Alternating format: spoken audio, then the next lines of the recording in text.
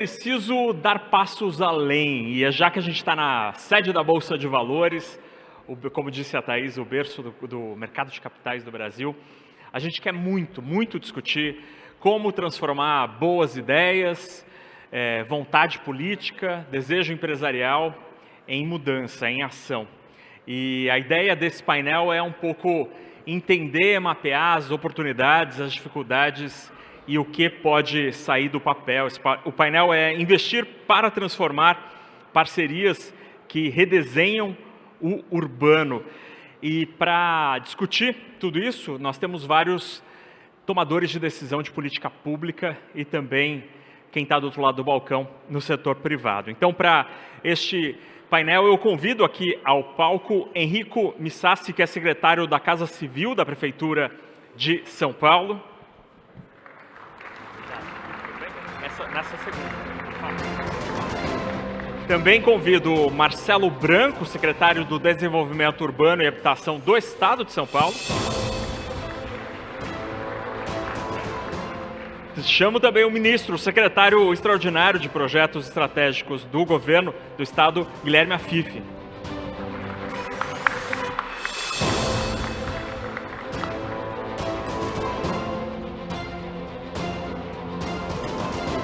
Para completar este painel, chamo ao palco o Rodrigo Luna, que é o presidente do Secov de São Paulo.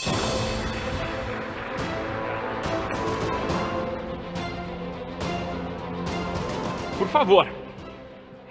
Então, para começar essa conversa, eu começo com o meu vizinho, o secretário Henrico, para entender um pouco o que a Prefeitura de São Paulo tem feito. O prefeito já disse muito das macropolíticas.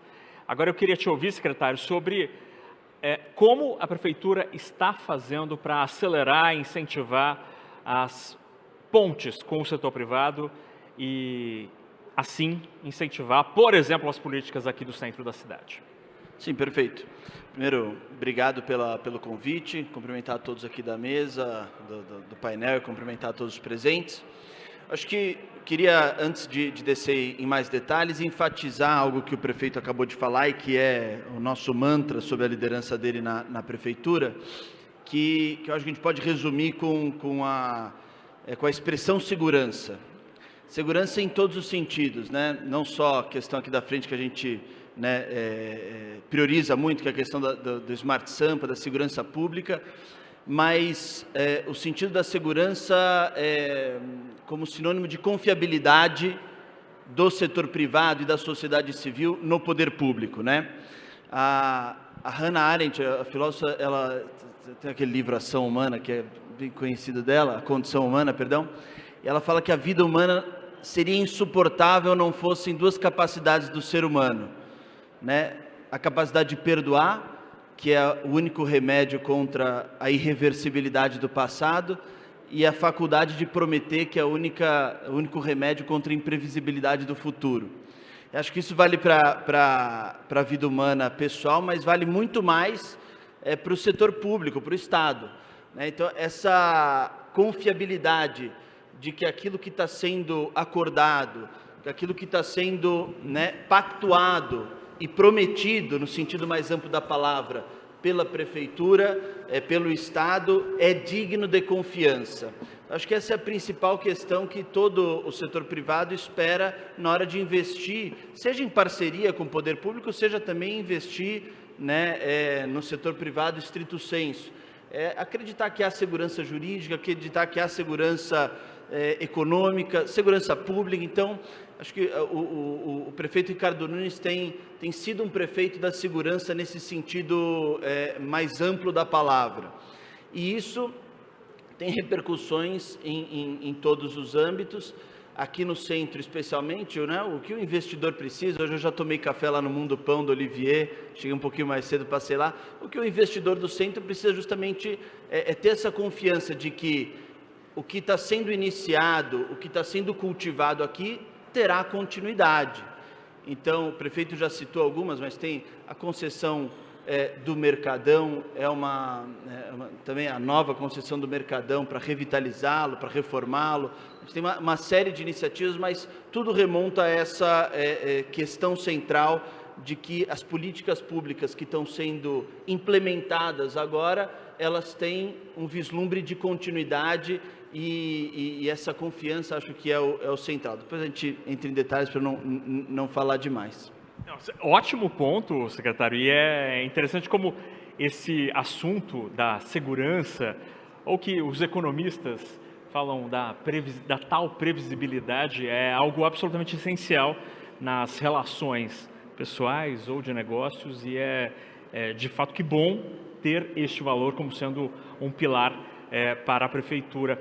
Agora, secretário Marcelo, eu queria ouvir o senhor sobre como tem sido a relação entre Estado e Prefeitura e com a terceira parte dessa relação, que é o setor privado. Tem dado certo esta parceria tripartite, e o empresário tem sentido segurança em voltar para o centro? Bom, bom dia, Fernando, bom dia a todos aqui, meus companheiros aqui de mesa. Olha, primeiro falando um pouco da parceria com o município, eu diria que tem sido uma parceria primorosa, porque as equipes do Estado e a equipe do município, elas têm, primeiro têm a liberdade de conversar, não só entre os seus pares, quer dizer, eu não converso apenas com o secretário da Habitação, mas converso com qualquer outro secretário do município em temas que eu identifique que há necessidade de uma aproximação. Então, o Edson Aparecido, a secretária das subprefeituras ou qualquer entidade do município está sempre muito aberta a ter um diálogo com o Estado quando é necessário e vice-versa. Quer dizer, os secretários do município frequentam, por exemplo, a minha secretaria e têm a liberdade de acessar o presidente da CDHU, os diretores, não existe aí uma necessidade de hierarquia, um protocolo, né? Então a gente considera que isso é positivo porque é uma única grande equipe. Isso é fato, né? Então, às vezes pode parecer, vou falar um pouquinho de projetos, mas é importante mostrar um pouco essa dinâmica de trabalho, porque dá aí a impressão a todos que como é que funciona isso, como é muito mais fluido do que você ter aqueles protocolos de governo, que você precisa ter alguma cerimônia, digamos assim, entre as diversas pastas ou as diversas equipes. Bom, então a primeira coisa é essa harmonia que há de trabalho entre o município e o Estado.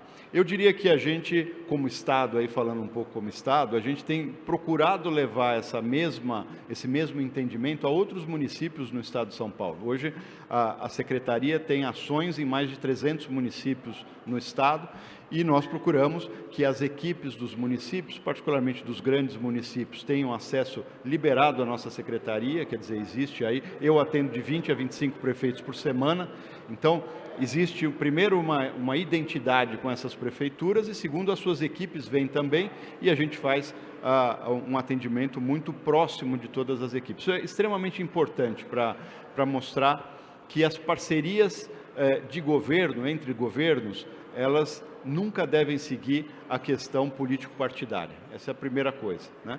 Aqui é uma demonstração que a gente procura fazer com os prefeitos, que para nós, muito sinceramente, pouca diferença faz que partido é aquele município. A eleição ficou para trás, foi a população que o escolheu e é com ele que nós temos que lidar e é pensando na população do seu município. Isso, no município de São Paulo, é elevado à 10ª potência, essa liberdade que a gente tem. Bom, falando um pouco da iniciativa privada, eu concordo absolutamente com o que ele disse, que a questão da segurança, de uma segurança no futuro, é fundamental para um empreendedor, né?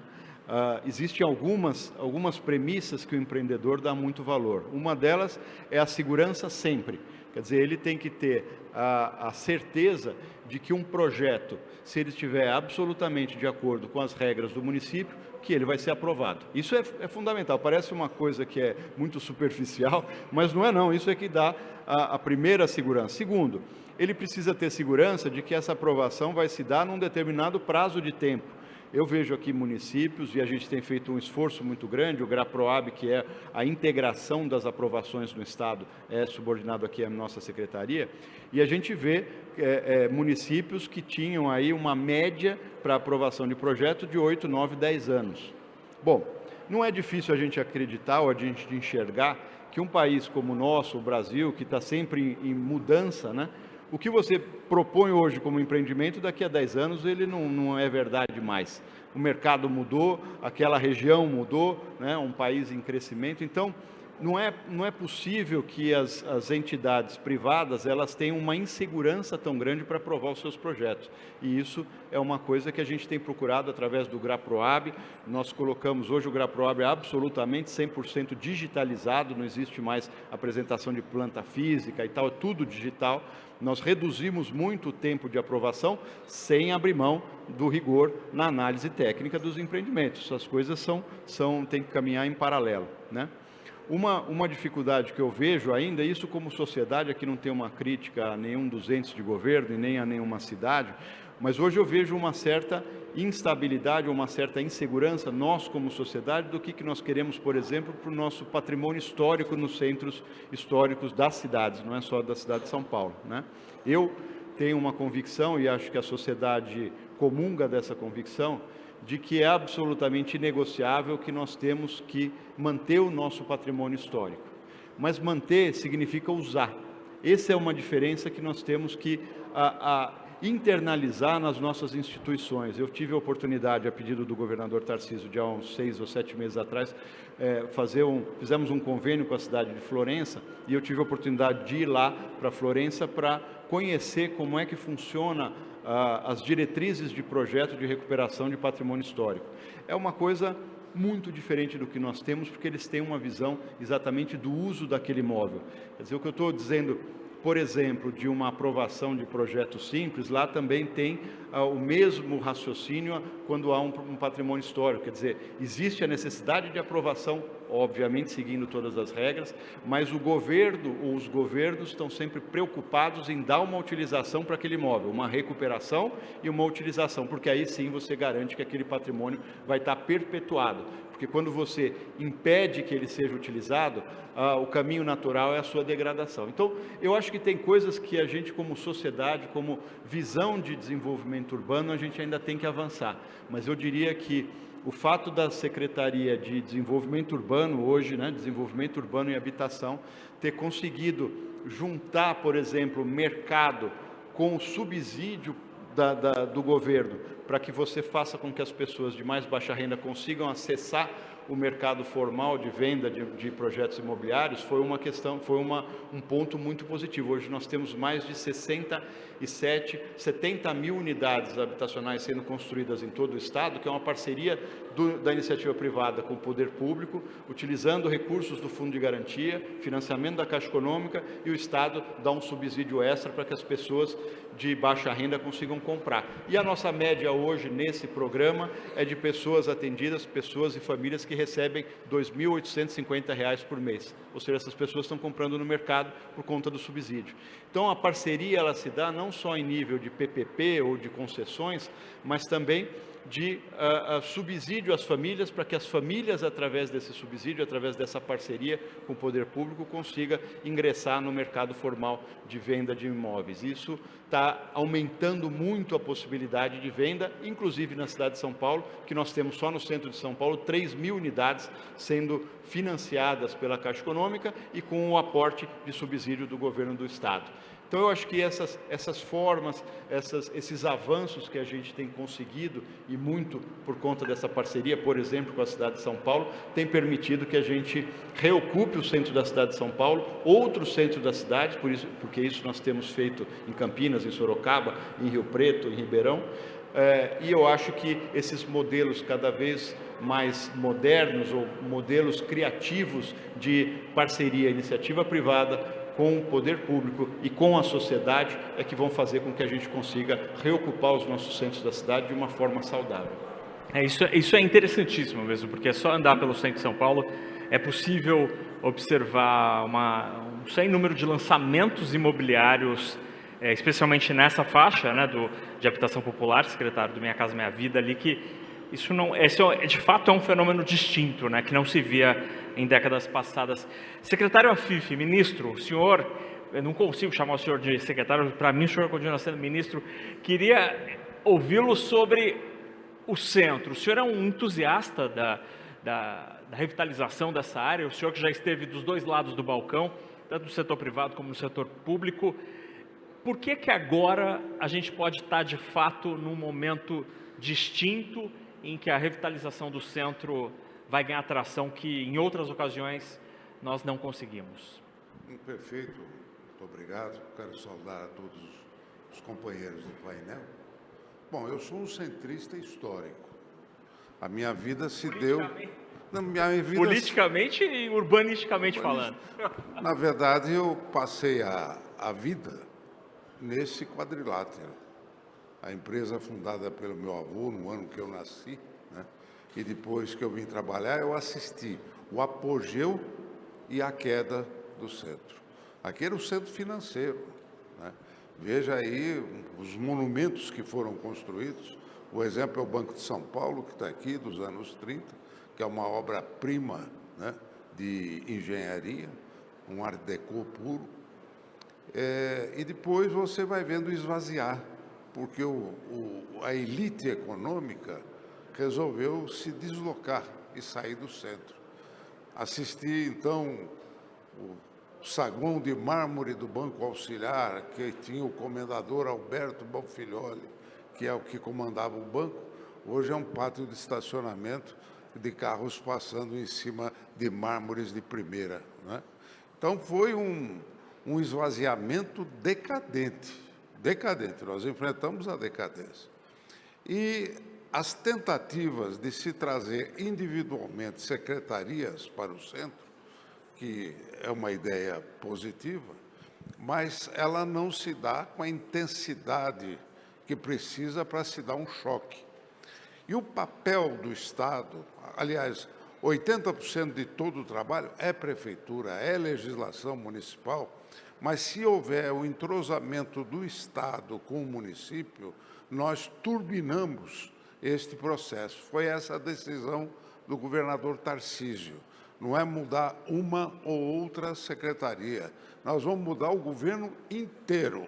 Nós vamos trazer 23 mil funcionários em 10 torres que estão programadas para serem construídas e que estamos às vésperas do leilão, que acontecerá exatamente nesse mesmo local, para escolher o parceiro da parceria público-privada para administrar 5 bilhões e 500 milhões de investimento que o Estado e a iniciativa privada estão fazendo para começar o processo do choque, que complementa a coação de tudo aquilo que já foi dito pelo prefeito, do que foi dito aqui por Marcelo, que é exatamente o trabalho de um choque. É um choque. E onde? Onde foi o primeiro bairro planejado de São Paulo? Nós não mexemos nada na parte urbanística. É impressionante. Aquilo é do final do século XIX, começo do século XX, quando foi feito um bairro planejado na cidade de São Paulo, que é o bairro dos Campos Elíseos. As avenidas monumentais são daquela época. Você pega a Avenida Rio Branco, a Duque de Caxias, a Praça Princesa Isabel, entendeu? Que ali era o centro da elite que chegava no trem, que hoje é a Sala São Paulo, né? Vindo do interior, eram os barões de café, e construíram suas lindas mansões naquele bairro planejado, organizado, do início do século XX. Então, hoje, aquilo foi uma facada quando a Cracolândia tomou conta daquilo, virou praça de guerra. E o que mais chamou a atenção do governador Tarcísio foi o governador Tarcísio e o prefeito, quando o Liceu Coração de Jesus, que é o empreendimento educacional e religioso, que foi o precursor na instalação anunciou que estava fechando suas portas porque a Cracolândia estava implantada ali na frente. Aquilo é um tapa na cara da autoridade pública. Então, a reação nasceu daí.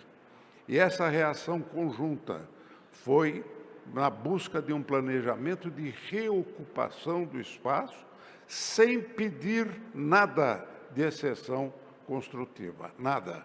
A única coisa que pedimos foi a passagem da praça para a administração do Estado, porque nós vamos construir o entorno, então esta praça vai ser uma nova praça renovada na cidade, que tem ali a joia da coroa, que é o Palácio dos Campos Elíseos, que é o que remanesceu desta época e que será a nova sala de visita do governo do Estado de São Paulo, o Palácio dos Campos Elíseos. E ali tem equipamentos culturais excepcionais. Para começar, tem uma estátua que é a maior estátua equestre do mundo, onde está o Duque de Caxias. Ninguém sabe que aquilo é uma obra de Brecheret, o mesmo que fez a escultura do Monumento das Bandeiras aqui no Ibirapuera. No entorno, você tem Sala São Paulo, você tem Museu da Resistência, você tem o Museu da Língua Portuguesa, você tem a Pinacoteca do Estado, você tem o Museu de Arte Sacra, que tudo é patrimônio da nossa história e que a população tinha medo de chegar na Sala São Paulo com aquela bagunça na porta, era entrar com segurança, com uma série de coisas. E hoje a gente assiste as pessoas voltando a circular. Antes, inclusive, da implantação do projeto, as pessoas começam a acreditar. Nós estamos conversando com a prefeitura, porque a primeira grande praça de São Paulo é o Jardim da Luz. E o Jardim da Luz, ele está com a cara de ser o quintal da Pinacoteca do Estado, para nós incorporarmos o Jardim da Luz, que hoje, infelizmente, é triste a gente dizer isso, se transformou num centro de prostituição da terceira idade. É incrível, mas isso é a miséria humana, né? Que é a praça símbolo, que é a primeira praça de São Paulo, com 200 anos de história, que ela vai comemorar agora. Então, a nossa intenção do Estado, em parceria com a Prefeitura, é investir imediatamente e integrar este patrimônio ao centro administrativo para que a gente comece a retomada. Agora, isto precisa sinalizar ao empresário que é para valer. Precisa sinalizar para o empresário que o Estado e a Prefeitura, aliadas, entraram para valer. E para a iniciativa privada, vocês que são do mercado imobiliário, a Prefeitura fez um excelente plano de incentivo de construção dentro dos eixos de transporte. Só que esse ciclo quase esgotou. Você se assusta quando vai para Pinheiros, quando você vai ali para a Vila Madalena, você vai para o Itaí, não tem mais terreno. Aquilo lá já está tudo absolutamente lotado. Isso vale para o Ipiranga, aconteceu. Agora, aqui, que é o maior entroncamento rodoferroviário, metroviário de São Paulo, tudo concentrado aqui no centro, é a área que sobrou. O mercado imobiliário começa a olhar hoje com muito carinho. Sim. É a hora de investir no centro e investir em moradia. Nós precisamos de gente morando no centro, para que às 6 horas da tarde, quando fecham os escritórios, tá, vira deserto.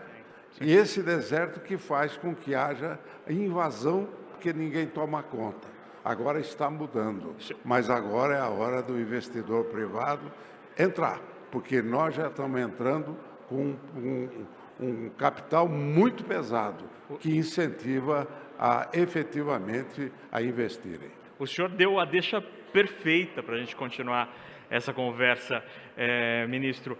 Aliás, eu devo dizer aqui, a gente está na Bolsa e o Enjoei, que é uma empresa que tem capital aberto anunciou recentemente, está mudando, é uma startup, uma empresa da mais vanguarda, da tecnologia de vanguarda, está indo para o Copan, ocupando, levando 200 pessoas para lá, que seja a primeira de muitas das empresas que vão ocupar o centro. Agora, presidente Rodrigo, o ministro Afif disse muito claramente, é preciso trazer pessoas para morarem aqui, que o endereço residencial seja o centro de São Paulo, o CEP comece com 01 aqui do centro. A gente está diante de uma discussão lá em Brasília sobre uma alteração da mecânica do crédito imobiliário. Isso pode, de alguma maneira, colocar em risco essa reocupação residencial aqui do centro?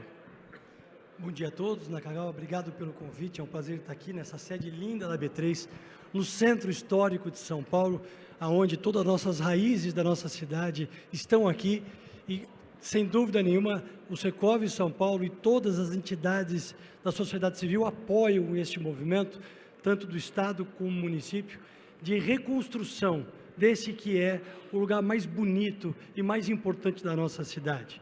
É muito interessante essa conversa. Quando a gente fala de construindo o futuro, a gente não pode esquecer de um termo que eu sempre digo, que se chama urbanidade. Urbanidade, para mim, é a mistura do urbanismo com a harmonia das pessoas. As pessoas, no final do dia, é que precisam viver bem e felizes. E é este o grande trabalho que a gente tem que fazer aqui. O setor imobiliário é um setor que reage às legislações e às decisões e induções do Estado. O nosso setor, o setor imobiliário, é um setor absolutamente regulamentado. E ele precisa de previsibilidade e transparência. Esse é o mais importante. Quando aqui se fala de segurança jurídica para se aprovar um projeto, segurança jurídica para se contratar um financiamento de longo prazo, e neste ponto tem uma questão fundamental, que toda mudança precisa levar em consideração a continuidade dela e a longevidade deste movimento, que no final do dia são movimentos de longo prazo. A atividade imobiliária é uma atividade que nasce no dia 1 e para o empreendedor vai terminar no ano 7, no ano 10, e provavelmente para aquele mutuário, para aquele comprador, para aquela família, vai ficar 20, 30 anos com uma dívida contraída e precisa, sem dúvida nenhuma, de previsibilidade. O que nós vemos aqui hoje em São Paulo o que eu diria é o encontro dos astros. Estado, município e sociedade civil, aqui hoje representada pelo Secov São Paulo, no setor imobiliário, trabalhando de mãos dadas pelo melhor da nossa cidade. Existe sempre um diálogo franco, um diálogo aberto, uma troca absolutamente saudável. O secretário Marcelo Branco e o secretário Henrique citaram algumas parcerias público-privadas que hoje estão em andamento. São Paulo hoje, entre agentes públicos e privados, está produzindo mais de 100 mil unidades no estado. É um número absolutamente extraordinário. Eu acho que São Paulo nunca teve algo neste formato. E, sem dúvida nenhuma, buscando entregar para a sociedade aquilo que tem de mais valor na vida das famílias das pessoas. A sua casa, o seu lar, a sua dignidade. Para aqueles que não têm casa, como prover educação, como prover saúde, como cuidar do meio ambiente. Então, esse momento que nós passamos aqui é um momento absolutamente extraordinário e que a gente precisa enaltecer muito. Os depoimentos do ministro são absolutamente extraordinários, mas eles machucam o coração quando a gente fala do centro de São Paulo. Tantas histórias aconteceram aqui e a vida foi caminhando para outros movimentos e nós esquecemos de cuidar da nossa origem, aonde tem uma infraestrutura instalada e bilhões de investimento já prontos e nós não podemos deixar de lado. Estado e município juntos, lutando, criando novas regulamentações e trazendo, como você bem falou, de volta para o centro o interesse da iniciativa privada, para desenvolver novos projetos e trazer de volta as pessoas morando no centro. Na padaria do Olivier, precisa ter de manhã as famílias acordando, levando seus filhos para tomar um cafezinho gostoso, um pãozinho maravilhoso. Durante o dia, quem trabalha, e assim à noite, quando voltar, comprar o pãozinho também para o dia seguinte. Isto é urbanidade, isto é a ligação entre uma boa regulamentação pública com a sociedade vivendo de forma feliz e saudável. A conversa foi muito boa e o nosso tempo está quase esgotando. Eu vou propor um desafio aqui para que cada um dos nossos convidados, em 30 segundos, é quase um tweet, nos conte qual deve ser o foco de política pública ou de esforço empresarial a partir de agora, para que a gente consiga, de fato, bons projetos, ocupação, políticas públicas adequadas para a revitalização do centro de São Paulo, começando pelo secretário Henrico. Eu acredito que nós precisamos consolidar essas âncoras, esses milestones que a gente está criando aqui no centro, que geram um ciclo virtuoso de desenvolvimento e de atração de investimento. Então, a vinda do Centro Administrativo do Estado, todas as parcerias público-privadas, a Esplanada da Liberdade que está vindo agora, o Parque Dom Pedro que saiu a licitação agora também, enfim, esses grandes projetos do centro, manter essa unidade, governo, Estado e setor privado, Prefeitura, Estado e setor privado, manter essa unidade com constância, com longevidade, como o Luna falou, e apostar tudo nesses grandes movimentos, nessas grandes âncoras que a gente vai colocando, que tornam o processo de recuperação do centro, se não irreversível, muito difícil de reverter. Secretário Marcelo, em 30 segundos, um desafio. Como ele comeu parte do meu tempo, eu vou ser mais rápido. Eu acho que aqui é a gente demonstrar para a sociedade, e aí cabe muito ao poder público, demonstrar que o futuro pode ser melhor do que tem sido o passado aqui no centro da cidade. E isso só se vai dar com um projeto bem adequado, e acho que aí projeto, como a FIF falou, governamental, e projetos privados, e parceria entre todos os entes. Então, se nós conseguirmos demonstrar que nós temos bons projetos, e aqui temos, tanto a iniciativa pública, iniciativa privada, prefeitura e Estado, e mostrar para a sociedade que nós acreditamos nisso e chamá-los para acreditar também, é o que a gente vai conseguir fazer para ter um futuro melhor do que foi o passado. Ministro Afif, em 30 segundos, onde a gente deve apostar? Pode ser 15. Por favor. A resposta é boa, então. De volta ao futuro. Muito bem, que bom futuro é esse. Presidente Luna. Naca, primeiro, regulamentações bem feitas e atenção na evolução delas, e tanto o Estado como o município estão fazendo para a gente trazer as pessoas de volta para o centro. Mas o principal hoje, que a gente precisa estar muito atento, é que nós temos uma política monetária muito austera. Taxas de juros de 15% não cabem no bolso das famílias. Aqui no centro, nós precisamos ter famílias de todas as rendas, das rendas menores e da classe média. A classe média precisa voltar a ter prazer de voltar a morar no centro de São Paulo. E para isso, com o Selic a 15, nós precisamos estabelecer e ter muito cuidado com os títulos, os papéis que ajudam e dão crédito imobiliário para essas pessoas. Muita atenção à poupança, porque é o grande instrumento que carregou a classe média nos últimos 60 anos, e ele, num momento de política austera, precisa ter muita atenção e muito cuidado. Perfeito. Bom, para ocupar o centro precisa primeiro de boas ideias, e aqui a gente teve várias. Agradeço demais Henrico Missassi, secretário da Casa Civil da Prefeitura de São Paulo, Marcelo Branco, secretário de Desenvolvimento Urbano e Habitação do Estado, Guilherme Afif, ministro, secretário extraordinário de Projetos Estratégicos do Governo de São Paulo, e Rodrigo Luna, presidente do Secov. Meu muito obrigado pela discussão.